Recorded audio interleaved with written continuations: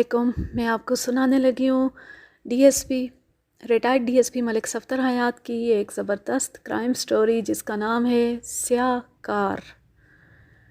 उन दिनों में ज़िला लाइलपुर यानी मौजूदा फैसलाबाद के एक दूर दराज कस्बे में तैनात था। एक रोज़ मैं अपने कमरे में बैठा रोज़मर्रा के उमूर निपटा रहा था कि मुझे बताया गया कोई फरियादी औरत मुझसे मिलने आई थी। मैंने इत्तला देने वाले कांस्टेबल से पूछा, वो औरत कौन है और किस सिलसिले में मुझसे मिलना चाहती है। मलिक साहब, उस औरत का नाम आबिदा खानम है, नज़दीकी गांव से आई है। उसके साथ 14-15 साला एक नौजवान लड़का भी है। वो आपके पास किसी के ख़िलाफ़ रिपोर्ट दर्ज करवाने आई है। इससे ज़्यादा उसने कुछ नहीं बताया। ठीक है, तुम उन दोनों को अंदर भेज दो। अच्छा जी। थोड़ी देर बाद आबिदा खानम नामी वो औरत मेरे सामने मौजूद थी।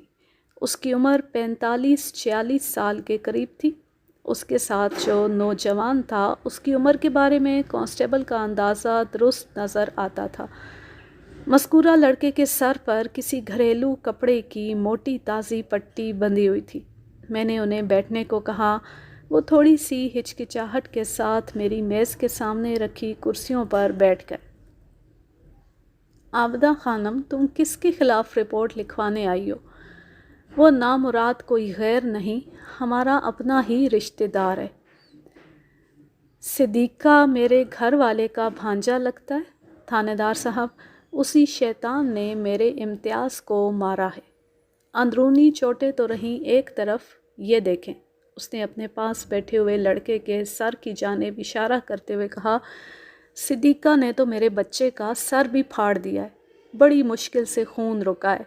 मैं मोहम्मद सिद्दीक़ उर्फ सिद्दीक़ा के ख़िलाफ़ रिपोर्ट दर्ज करवाने आई हूँ। सिद्दीक़ा ने तुम्हारे बेटे इम्तियाज़ को किस बात पर मारा है? जवाब देने के बजाय आबिदा ने उल्टा मुझसे सवाल कर डाला, थानेदार साहब, आप ही बताएं। सच बोलना और सच्ची बात सबके सामने कहना कोई जुर्म है? नहीं, ये कोई जुर्म नहीं। यही तो मैं भी कहती हूँ, लेकिन कोई मेरी बात को समझने की कोशिश ही नहीं करता। मेरे लाडले बच्चे ने तो एक सच्ची और खरी बात की थी जिस पर सिद्दीक़ा ने इस बेचारे को बुरी तरह मारा और इसका सर फाड़ दिया। थानेदार साहब, आप रिपोर्ट दर्ज करके सिद्दीक़ा के ख़िलाफ़ फ़ौरी कार्रवाई करें। आबिदा खानम जिस गांव से ताल्लुक़ रखती थी वो मेरे थाने से ज़्यादा दूर नहीं था। उसकी बातों से मैंने ये तो अंदाज़ा लगा लिया था कि उनके बीच कोई बाहिमी ख़ानदानी तनाज़ा झगड़े का बायस होगा। ताहम मैंने उसके मुंह से हकीकत जानना ज़रूरी समझा और पूछा, आबिदा, तुमने अभी तक ये तो बताया ही नहीं कि तुम्हारे बेटे ने ऐसी कौन सी खरी और सच्ची बात कह दी थी जिस पर उसे अपने फुफ्फीज़ाद से मार खानी पड़ी। थानेदार साहब, बात दरअसल ये है कि सिद्दीक़ा की माँ आसिया कोई अच्छी औरत नहीं है। उसके लहजे में इतनी पुरस्रारियत थी कि मैंने चौंक कर पूछा, वो किन मानों में अच्छी औरत नहीं है? आसिया जादू टोने के चक्रों में पड़ी रहती है। फिर आसिया ने पिछले कई माह से हमारी ज़िंदगी अजीरन बना दी है। वो जादू टोने के मुख्तलिफ हथकंडों से हमें परेशान कर रही है। मेरी जवान जहान बेटी चारपाई से लग गई है। आसिया की दुश्मनी का असल निशाना तो मेरी बेटी बतूल है। जादू के असरात ने उसे बुरे हाल को पहुंचा दिया है। वो एक नामालूम बीमारी का शिकार हो चुकी है। आसिया को आप लोगों से क्या दुश्मनी है? वो तुम्हारी बेटी के पीछे हाथ धोकर क्यों पड़ गई है? अगरचा मुझे उसकी जादू टोने वाली कहानी पर यकीन नहीं आया था, ताहम मज़ीद बात करना और पूरी तफसील जानना भी ज़रूरी था। थानेदार साहब, बात बहुत छोटी सी है। आसिया अपने बेटे सिद्दीक़ा की शादी बतूल से करना चाहती थी। इस शादी के लिए बतूल का बाप मंजूर हुसैन भी राज़ी हो गया था, लेकिन मैं किसी तरह तैयार ना हुई। इसकी वजह एक तो ये थी कि मेरी बच्ची लाखों में एक है। सिद्दीक़ा उसका पासंग भी नहीं है। वो किसी भी तरह मेरी हसीनो जमील बेटी के जोड़ का नहीं है। दूसरी और सबसे अहम बात यह कि मैं आसिया की रग रग से वाकिफ़ हूँ। वो बहुत झगड़ालू और कमीना फितरत औरत है। हर वक्त उल्टे सीधे चक्रों में पड़ी रहती है। वो मेरी नंद है, मुझसे ज़्यादा उससे कौन जान सकता है। وہ تو میری بچی کا جینا عذاب کر دیتی۔ چنانچہ میں اپنی بات پر ڈٹی رہی۔ آخر کار میرا گھر والا بھی اس رشتے سے انکار پر تیار ہو گیا۔ جب آسیہ کی سیدھی کوشش ناکام ہو گئی تو اس نے الٹا راستہ اختیار کر لیا اور جادو کا سہارا لے کر اس نے میری بطول کو چارپائی سے لگا دیا ہے۔ کیا آسیہ بیگم بھی اسی گاؤں میں رہتی ہے جہاں سے تم آئی ہو؟ ہاں جی، وہ بھی وہیں رہتی ہے۔ تم نے بڑے دعوے سے بتایا ہے کہ تمہاری نند آسیہ جادو ٹونے کے چکر میں لگی ہوئی ہے اور تمہاری بیٹی بطول کی بیماری کا سبب بھی جادو ٹونا ہے۔ کیا تمہارے پاس اپنے دعوے کا کوئی ثبوت بھی ہے؟ کس قسم کا ثبوت جی؟ جادو ٹونے کا ثبوت؟ کئی ثبوت ہیں جی۔ مثلاً تھانے دار صاحب، جب ہم نے بطول کے رشتے سے چٹا انکار کر دیا اور آسیہ مایوس ہو کر چلی گئی تو اس کے چند روز بعد ہی بطول کی طبیعت خراب رہنے لگی۔ رفتہ رفتہ اس کی بھوک پیاس اور نیند کم ہونے لگی۔ علاج معالجے سے اسے کوئی فائدہ نہ ہوا تو میں سمجھ گئی کہ بطول کی بیماری میں کوئی غیبی ہاتھ شامل ہے۔ پھر مجھے اس کا ثبوت بھی مل گیا۔ ایک صبح ہم سو کر اٹھے تو گھر کے ویڑے میں ایک چوہا مرا پڑا تھا۔ صحن میں کسی مرے ہوئے چوہے کا ملنا کس بات کا ثبوت ہے؟ کالا جادو۔ میں نے سنا ہے کہ اس قسم کے کاموں کے لیے کالی بلی یا الو وغیرہ کو استعمال کیا جاتا ہے۔ چوہا بھی بہت اہمیت رکھتا ہے تانے دار صاحب۔ وہ ایسے عالمانہ انداز میں بولی اور اس طرح میری طرف دیکھا جیسے اسے میری کم علمی پر افسوس ہو رہا ہو۔ اس کی دانست میں اتنے بے خبر شخص کو اس اہم عہدے پر نہیں ہونا چاہیے تھا جسے یہ بھی معلوم نہ ہو کہ جادو ٹونے کے عملیات میں چوہا کیا اہمیت رکھتا ہے۔ عابدہ، تم نے ابھی تک یہ نہیں بتایا کہ صدیقہ نے کس بات پر تمہارے بیٹے کا سر پھاڑا ہے۔ تم جس سلسلے میں رپورٹ درج کروانے آئی ہو پہلے وہ کہانی تو مکمل کر لو۔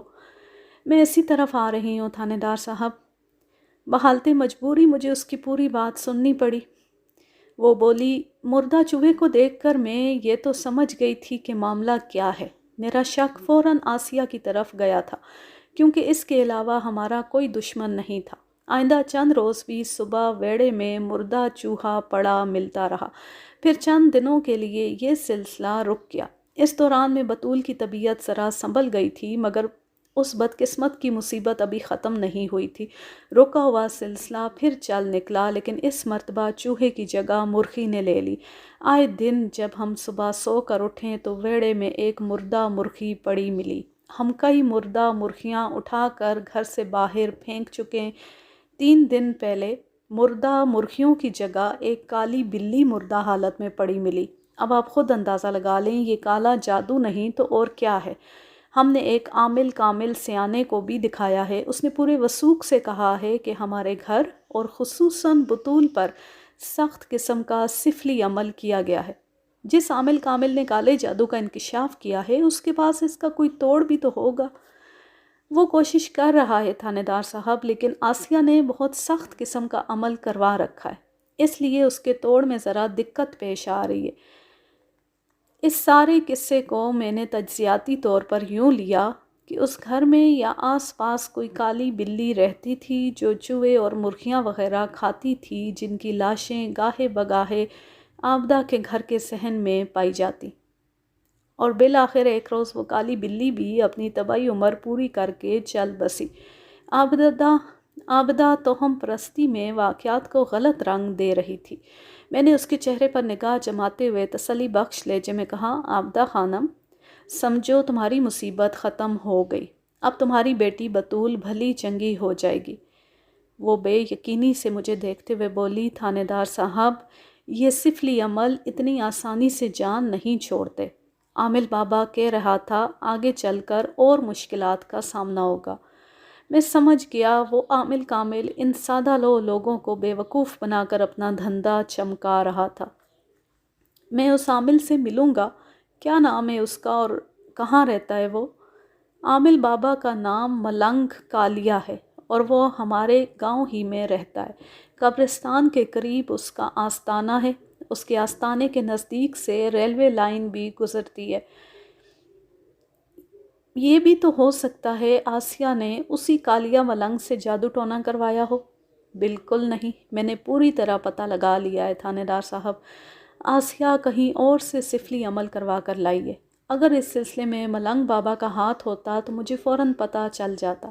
ملنگ بابا نے مجھے بتایا ہے کہ یہ اس سے بھی بڑے کسی عامل کامل کا کارنامہ ہے جس کا توڑ کرتے ہوئے اس کی اپنی جان بھی جا سکتی ہے، تاہم وہ اپنی سی پوری کوشش کر رہا ہے۔ مجھے عابدہ کی احمقانہ اور جاہلانہ سوچ پر افسوس بھی ہوا اور غصہ بھی آیا، لیکن میں نے اپنے غصے کا اظہار کرنے کے بجائے قدرے سخت لہجے میں کہا، تم بار بار اس بات کو گول کر جاتی ہو جس کے سبب صدیقہ نے تمہارے بیٹے کو زخمی کیا ہے اور تم رپورٹ لکھوانے یہاں آئی ہو۔ تھانے دار صاحب، آسیہ کے کالے کرتوتوں نے ہمارے گھر میں مصیبتیں نازل کر دی ہیں، ہم سب بہت پریشان ہیں۔ آج کل ہم ایک مسلسل اذیت سے گزر رہے ہیں۔ کل کہیں امتیاز نے آسیہ کے منہ پر سچی اور کھری بات کہہ دی تھی کہ وہ جادوگرنی ہے۔ اس نے کالے جادو کے زور پر ہمارے گھر کا سکون اور چین لوٹ لیا ہے۔ آسیہ نے گھر جا کر اپنے بیٹے صدیقہ کو پتہ نہیں کیا پھونکا۔ وہ امتیاز کی تلاش میں نکل کھڑا ہوا اور جیسے ہی امتیاز اس کے ہاتھ لگا اس نے میرے بچے کو مارنا پیٹنا شروع کر دیا۔ صدیقہ طاقتور اور عمر میں امتیاز سے بہت بڑا ہے۔ یہ بیچارہ مار کھاتا رہا اور سر پھڑوا کر گھر واپس آ گیا۔ اتنا کہہ کر وہ اپنے سامنے بیٹھے امتیاز حسین کی طرف مڑی اور مجھے مخاطب کرتے ہوئے کہا، تھانے دار صاحب، میں آپ کو دکھاتی ہوں اس ظالم صدیقہ نے میرے بچے کے سر پر کیا کیا ستم ڈھائے۔ پھر وہ جلدی سے امتیاز کی پٹی کھولنے لگی۔ جب پٹی پوری طرح کھل گئی تو اس نے بیٹے کو میری جانب دھکیل دیا۔ جا پتر، ذرا تھانے دار صاحب کو اپنا سر تو دکھا۔ میں نے امتیاز حسین کے سر کا بغور جائزہ لیا۔ واقعی اس کا سر ایک جگہ سے پھٹا ہوا تھا، زخم خاصا گہرا تھا، تاہم اتنا بھی تشویشناک نہیں تھا جتنی بڑی پٹی اس پر باندھی گئی تھی۔ شاید واقعے میں شدت پیدا کرنے کے لیے ایسا کیا گیا تھا۔ سر کا معائنہ کروانے کے بعد امتیاز اپنی ماں کے پاس چلا گیا۔ وہ پٹی والا کپڑا دوبارہ اس کے سر پر لپیٹتے ہوئے مجھ سے مخاطب ہوئی، تھانے دار صاحب، اب تو آپ نے اپنی آنکھوں سے میرے بیٹے کا زخمی سر دیکھ لیا ہے نا، ہمارے ساتھ آپ کو انصاف کرنا ہی پڑے گا۔ ہم تو پہلے ہی مصیبت کا شکار ہیں، اوپر سے ہمارے ساتھ یہ سلوک بھی کیا جا رہا ہے۔ انصاف تو آپ لوگوں کو ضرور ملے گا۔ میں صدیقہ کو تھانے بلوا کر باز پرس کروں گا، انشاءاللہ آئندہ وہ ایسی حرکت نہیں کرے گا۔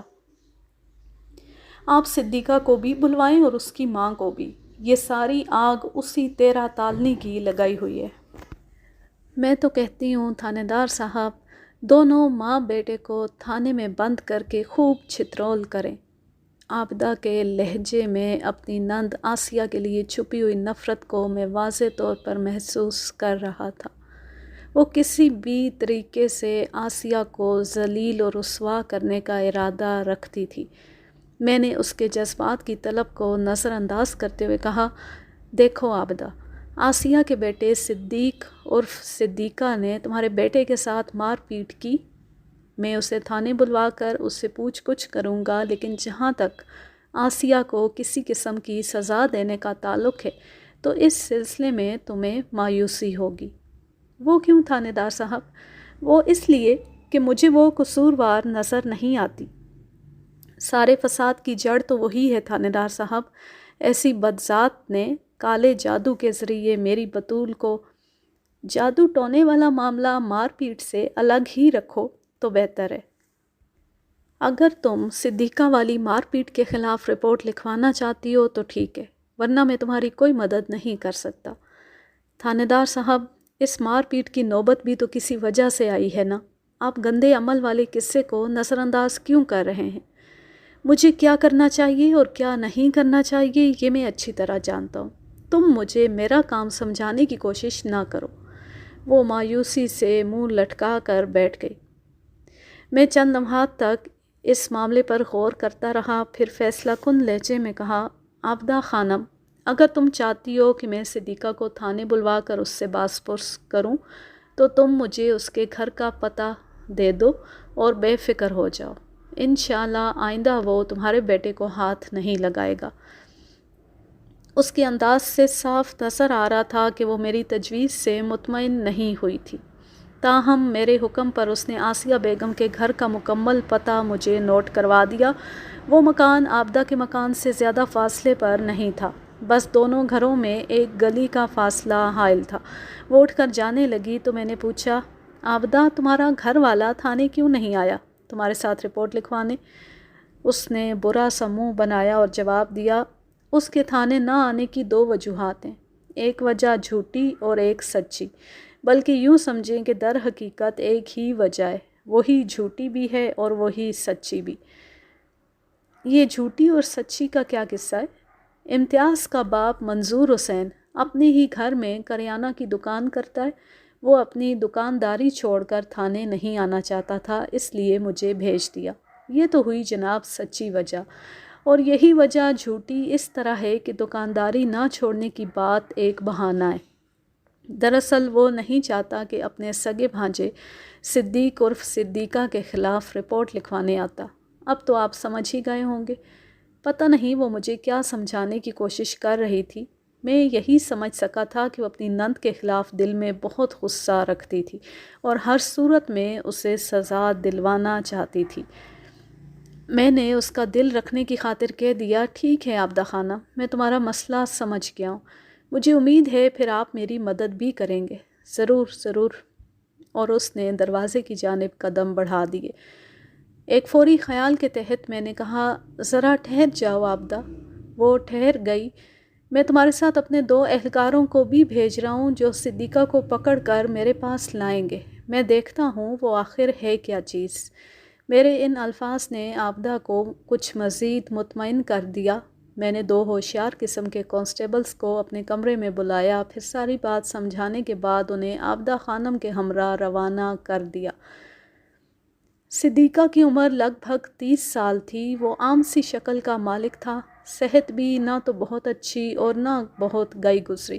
اس کے بارے میں مختصر الفاظ استعمال کرتے ہوئے اتنا ہی کہا جا سکتا تھا کہ وہ ایک عام سا انسان تھا۔ اس وقت صدیقہ میرے سامنے سر جھکائے بیٹھا تھا۔ میرے بھیجے ہوئے کانسٹیبلز صرف 1 گھنٹے کے اندر اسے میرے پاس لے آئے تھے۔ اس کے ساتھ اس کا باپ محمد علی بھی آیا تھا۔ محمد علی ایک چھوٹا زمیندار تھا۔ صدیقہ کاشتکاری میں باپ کا ہاتھ بٹاتا تھا۔ میں نے مختصر ترین صورت میں محمد علی کو صدیقہ کے خلاف درج شکایت سے آگاہ کیا۔ جواب میں اس نے ہر چیز کا قصوروار عابدہ خانم کو ٹھہرا دیا۔ اس کے خیال میں عابدہ ایک فتنہ پرور عورت تھی۔ جادو ٹونے والی بات کو اس نے خود پر شدید اور افسوسناک الزام قرار دیا اور اس سلسلے میں بھی عابدہ کے رویے کی مذمت کی۔ اس صورتحال کے بعد میں براہ راست صدیقہ کی جانب متوجہ ہو گیا اور اس کی آنکھوں میں آنکھیں ڈال کر کہا، صدیقہ سچ سچ بتاؤ، کل کیا واقعہ پیش آیا تھا؟ تم نے کس بات پر امتیاز سے جھگڑا کیا اور اس کا سر پھاڑ ڈالا؟ تھانے دار صاحب، ایک بات تو آپ یہ سمجھ لیں کہ امتیاز اور اس کی ماں اول درجے کے جھوٹے اور مکار ہیں۔ میری ماں نے ان کا بال بھی بانکا نہیں کیا، مگر مامی عابدہ خواہ مخواہ اس پر جادو ٹونے کا الزام لگاتی رہتی ہے۔ کل صبح ماں کا امتیاز اور عابدہ مامی سے آمنا سامنا ہو گیا تو امتیاز نے جادو کے حوالے سے ماں کو بہت سخت باتیں سنا دی۔ اس موقع پر مامی عابدہ کو چاہیے تھا کہ وہ بیٹے کو سرزنش کرتی، مگر اس نے منع کرنے کے بجائے امتیاز کی حوصلہ افزائی کی اور اپنے بیٹے کی ہاں میں ہاں ملاتی رہی۔ وہاں ماں کی بہت سی جاننے والیاں بھی موجود تھیں، چنانچہ ماں کو بہت خفت اٹھانا پڑی۔